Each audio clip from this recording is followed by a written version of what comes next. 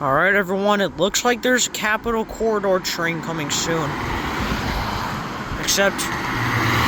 Wait a second, we can already see it. What a familiar sight right there. Is that railroad crossing already activated though?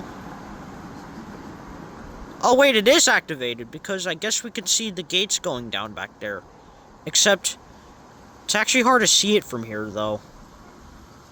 Okay, here we go. What's that cab car? I have no clue at all, but here we go. Now it's got speed this time. Wait, the whole train is 6 cars long this time. What a familiar sight. Here we go. 8307. Nice.